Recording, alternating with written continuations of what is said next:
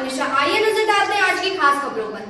आज शाहजहांपुर में योगी औघड़ अखाड़ा के संत समाज के खिन्नीबाग रामलीला मैदान में एक सम्मेलन किया। संतों ने जिला प्रशासन पर गंभीर आरोप लगाए हैं, जिसमें शाहजहांपुर जिले में दबंग और भू माफियाओं हिंदुओं के मंदिरों पर और शमशान घाटों पर कब्जा कर रहे हैं। कई बार जिला प्रशासन को अवगत कराया गया है, लेकिन कोई कार्रवाई नहीं हो रही है और मजबूर होने के कारण आज संत समाज को यह सम्मेलन करना पड़ रहा है। ताजा मामला शाहजहांपुर के गर्रा मोक्षधाम का है, जहाँ एक व्यक्ति गर्रा मोक्षधाम में रहकर लकड़ी बेचने का काम करता था और उसी से वो अपने परिवार का पालन करता था। लेकिन कुछ दबंगों को यह अच्छा नहीं लगा और 2 साल पहले उसकी हत्या कर दी गई। उसकी पत्नी तारा ने वहीं लकड़ी की टाल को चालू रखा। तारा अपने बच्चों का पालन करने लगी। जब दबंगों ने देखा कि यह महिला मोक्ष धाम से नहीं गई तो उसको कुछ गुंडे आए दिन परेशान करने लगे। तारा ने कई बार पुलिस को बताया कि मुझे गुंडे आए दिन परेशान कर रहे हैं, लेकिन कोई कार्रवाई नहीं हुई। तारा कई सत्ता पक्ष के नेताओं से मिली, अपनी फरियाद बताई, लेकिन वह कोई सुनवाई नहीं हुई। तारा अंदर से टूट चुकी थी, लेकिन उसने हिम्मत नहीं हारी। एक दिन उसकी मुलाकात बाबा प्रमोद पांडे से हुई। तारा ने अपनी फरियाद की। बाबा प्रमोद पांडे ने यह बात संत समाज और अपने गुरुजनों को बताई तो संतों ने तारा को भरोसा दिलाया कि आपको अब कोई डरने की आवश्यकता नहीं है, आप संतों की शरण में हो। तारा ने बाबा प्रमोद पांडे से संत समाज में शामिल यानी संत बनने की इच्छा जाहिर की। संत समाज ने तारा को संत समाज एक साध्वी बनाकर तारा का नया जन्म हुआ। अब तारा का नाम साध्वी तारागिरी है। आज संतों ने बताया कि जब तक संतों के साथ न्याय नहीं होगा तब तक हम सभी संत समाज यहीं पर रहेंगे। तारा ने भी अपना दर्द बयां किया। देखना यह है कि संत समाज को जिला प्रशासन न्याय देता है। हमारा नाम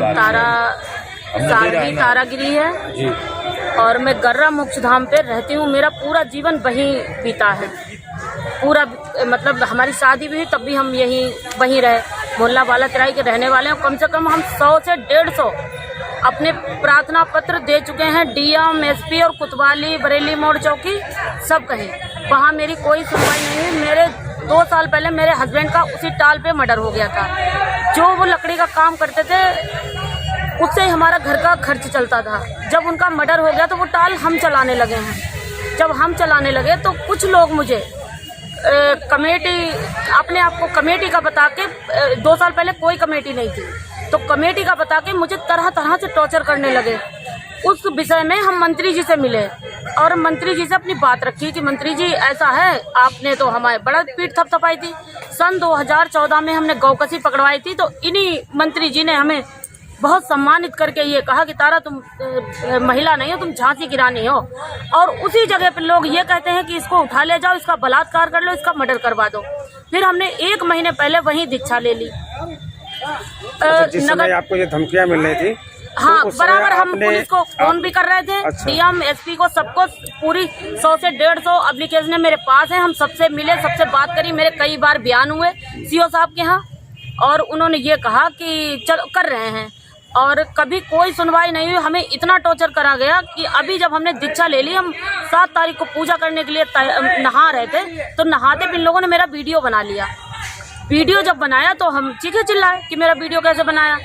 तो हमने सबका ही फ़ोन करा, कोई नहीं। 112 नंबर गई तो उन्होंने हमें ये कहा कि आप वो दीजिए एप्लीकेशन।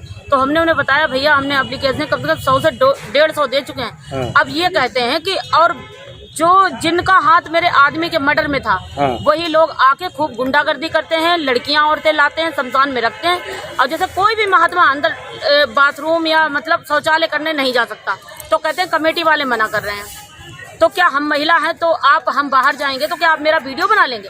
हम तो साध्वी भी हैं और उस जगह पे महिला भी थे। तो इन लोगों ने मुझे भैया इतना परेशान कर रखा है कि हम आपको बता नहीं सकते। हमारे कुछ साधु लोगों ने मुझे अपना नाम बताओ जो लोगों को परेशान कर रखा है। एक अजीजगंज का है नथू वर्मा, एक पिंकू गुप्ता, एक हथौड़े का है अजीत सिंह जिसका बाप का नाम रामपाल सिंह है। ये जा के कम से कम 4-6 गुंडे रोज बैठाते हैं और कान में फोन चलता नहीं है। फोन से बाकायदा बहुत ज्यादा बदतमीजी करते हैं। तुम यहाँ आओ, तुम वहाँ जाओ, तुम्हें इतने रुपए देंगे। साधुओं के पास तुम्हें क्या मिलेगा? मंदिर में तुम्हें कुछ नहीं रखा। मतलब इस तरीके से कि हम इस समय वहाँ पूजा नहीं कर पा रहे हैं। कोतवाली पुलिस जो है वो नहीं कोई सुनवाई नहीं। कोतवाल साहब को सब कुछ पता है और वो ये कहते हैं तुम्हें कौन छू लेगा। वो जाते हैं तो हमसे ये कहते हैं कि तुम्हें कौन छू लेगा, तुम तो खुद इतनी तेज तर्राट हो। आप इतना मौका हमें क्यों देते हैं जब हम आपके पास आए? क्या चाहते हो आप? हम ये चाहते हैं अगर हमारी सुनवाई नहीं की गई तो हम यही भूख हड़ताल करके अपनी जान ही दे देंगे। रोज बेइज्जत होना हमारे 4-6 जनवरी से हम ऐसे समझ लो ऐसे पिस रहे हैं। और 10 लाख रुपए की लकड़ी हमारी चोरी कर ली गई, मेरी टाल में आग लगा दी गई। हमारे बच्चे 2 हैं, 2 बाहर पढ़ते हैं। हम बहुत परेशान हैं। हमारा और इसके अलावा कोई समस्या एक नहीं है, समस्या बहुत है और हम धरना नहीं दे रहे हैं। हम सब साधु सम्मेलन कर रहे हैं आपस में, एक दूसरे संत का संत दुख सुख के लिए क्या समस्याएं थी।